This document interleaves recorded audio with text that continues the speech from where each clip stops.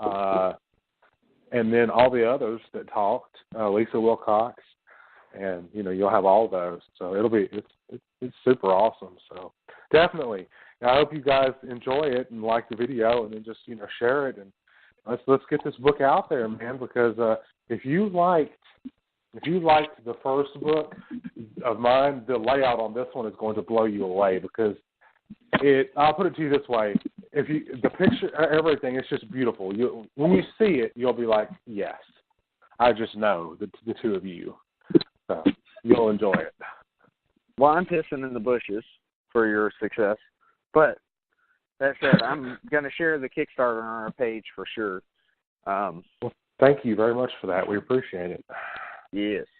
Oh, I got to tell you something while I was thinking about it. Before I forget, the Kickstarter brought me up. Mick has been out filming.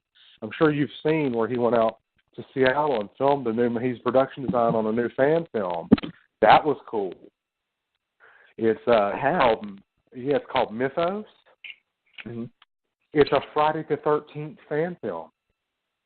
Which I love, because we're never going to get a real one again. Well, Mick he did production design on this, and man, I can't wait. I think it's great that he's back out doing that. Something that he loves, and now he's done Leatherface, he's done Nightmare on Elm Street, and now he's done Jason. In some respects, so it's great that he's getting his go with the movie monsters. I mean, he's worked with Kane Hodder before. Obviously, he worked with him on Leatherface, but it's great that he's able to do something with Friday the 13th. So now he could say that he's done something with quite a few of the major movie monsters, because he did Candyman, stuff with Candyman and Critters, and now Friday the 13th. But yeah, check it out. It's on IMDb. There's a little synopsis or a little description about it, all that good stuff. But thank you very much. Mick will be very happy that you're sharing the Kickstarter. He will greatly appreciate that.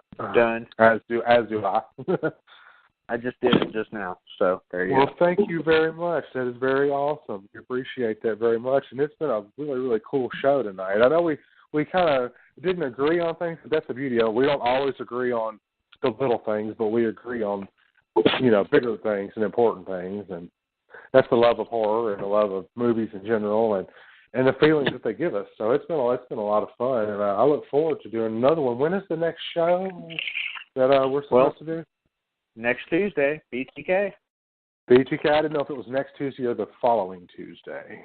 No, it's next Tuesday, and then the following Tuesday is the Twilight Zone episode.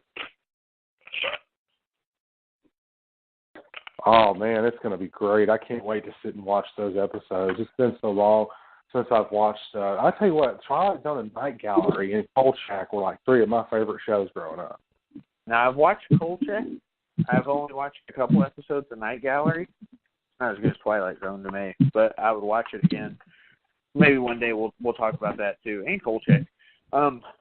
So, Blake, did you see the thing I signed with Candy Bar Joe, or I shared with Candy Bar Joey from Friday the 13th Part 5, where it's like, fine, Vic, if that's the way you feel, then just forget about it. Just forget. I think it really had a line. That was awesome, wasn't it? I saw that. I was informing my wife of that whole fiasco because she wasn't aware of exactly what was going on. She'd heard there was some issue with the thing. I said, look, it's what it is people have been, clamoring for this game. The game came out, they got permission, and Kane Hodder did the motion capture, and it's a great game for what it is. I mean, there's not a single-player mode, really. There's multiplayer stuff and then other stuff for single-player stuff. But that was, I believe, one of the next things they were working on before it got put on an indefinite hiatus, which may turn out to be forever. I surely hope not, because a lot of fans of Nightmare on Elm Street were fans of that game because, when there's not a Nightmare on Elm Street game, you go where there is one, and there's a game for Friday the 13th. And it's got some cool skins and stuff and some great deaths, and it's very creative and feels like the movies, from what I understand. A lot of people swear by the game, and it's disheartening because everybody spent money getting that thing crowdfunded, Kickstarted, or whatever, whatever was used, and it just seems like a real bummer, It is what it is, though. You know, the series has just been snake bitten for a while now, and honestly, it's been snake bitten since they sold it to New Line, just because that's not their wheelhouse. You know? And yeah. I mean, that's true. I mean, I love New Line. I do. I love New Line. I love most of what New Line does, even the non-horror stuff. But it seems like Jason wasn't really high on the priority list as far as, I mean, of course, people have been clamoring for Freddy versus Jason since New Blood came out, since Buechler did New Blood, and I think if we would have done it then, it would have been just as popular as it ended up being with Kernzinger and Robert. It would have been just as popular to have Kane and Robert there. But, yeah, it just seems like, I don't know. I mean, there's obviously love for Jason from New Line, just not as much, and not anything recently. Didn't Platinum Dunes handle the remake of that in 2009? Didn't they do that? they did. They had something to do with it, which should have been Lionsgate. That would have been okay. Didn't they do the Texas Chainsaw remake? Didn't Platinum Dunes also do the remake of Texas Chainsaw Massacre? Well, I thought Lionsgate did that, but maybe I'm thinking of like Saw. I don't know. Lionsgate did Saw for sure. Okay.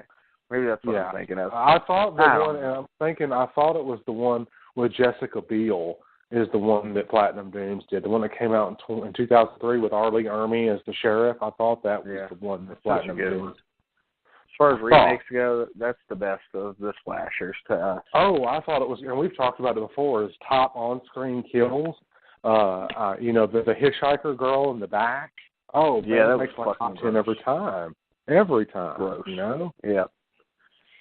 Indeed. Man, tonight was a fun show, but I think next week, we're in our wheelhouse. We're talking serial killer. We're talking BTK.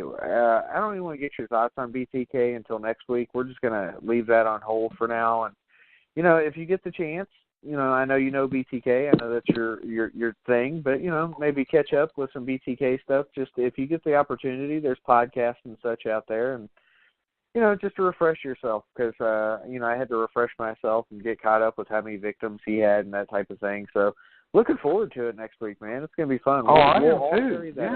Yeah, it's going to be a lot of fun. And, I always have a lot of fun with the serial killer episodes, and especially the episodes that Ray is on. Ray's great. I love his episodes too. St. Valentine's Day Massacre and, all the other things that he'll be back for Spec. Yeah. So I'm excited. Yeah, I knew he was there for Spec. I knew that. Is Trevisani going to be joining us for BTK? Trevisani's there for BTK, yes. Yeah, I wanted to be sure that. And I went and looked. It was Platinum Dunes, produced by Michael Bay, Brad Fuller, Mike Fife, Kim Hinkle, and Toby Hooper. So. Who were also involved in the Friday the 13th remake. Most of those people. Yeah, Michael Bay especially. Yeah, Michael Bay was involved, and then he was involved also in the remake of Nightmare on Elm Street. So. Funny thing, we talked to the director of Texas Chainsaw Massacre remake, who also did the Friday the 13th remake.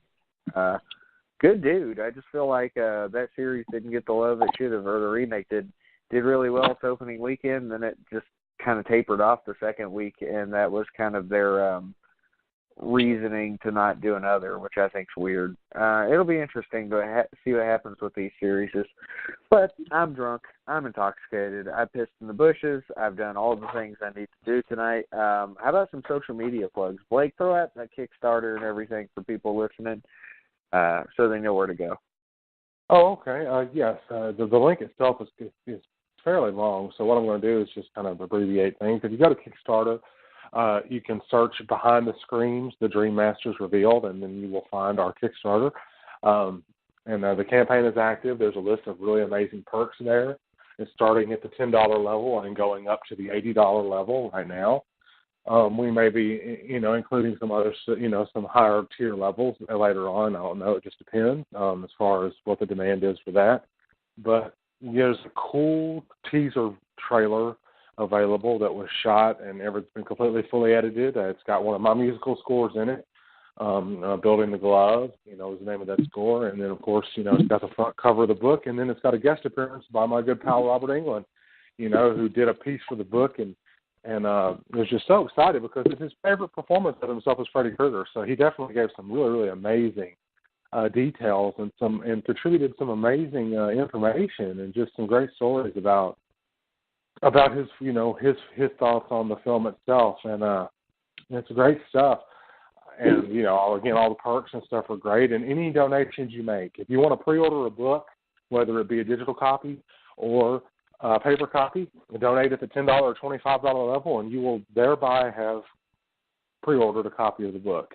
But you'll also get perks as well. So, yeah, just check us out there. And then we've got an official Facebook page. It's facebook.com/BehindTheScreamsBook. That's the official page for the book. You guys know where I am. I'm not even going to bother plugging that, but I will plug the Twitter because I have been on there with some more regularity lately. So that's at BlakeBest1428. Because what better place is there to be than 1428 Elm Street, right? Sure. Well, at Travis Vic Horror on Twitter and Instagram. Vic, you want to throw out your Twitter? Are you still around? Yeah, yeah. You can find me at Vic Bonner, VICVONERFCH. At Phenomenal TLD.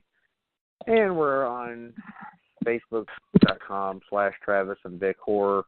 And my wife chucked a baby monitor at me, which was interesting. So I guess that's the. That's sure cute to get the hell off here, right? I don't think it was an aggressive chuck, but it might have been. I'm not sure. I'm going to have to figure that out. But it was fun, fellas. We'll talk next week.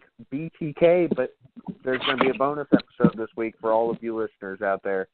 Tune in on Spreaker and on iTunes and on iHeart and on Tune Radio, whatever the fuck that is. Hey, Travis, be sure and give the missus my regards. All right. You give the missus my regards, too. I will. Mine too. All right. All right. Later All on, right. Dick. Vic, I'll see you Saturday. No, I'll see you Thursday, Vic. Reserve. All right. Later on, fellas. Peace, All right. everybody. Later on. Bye.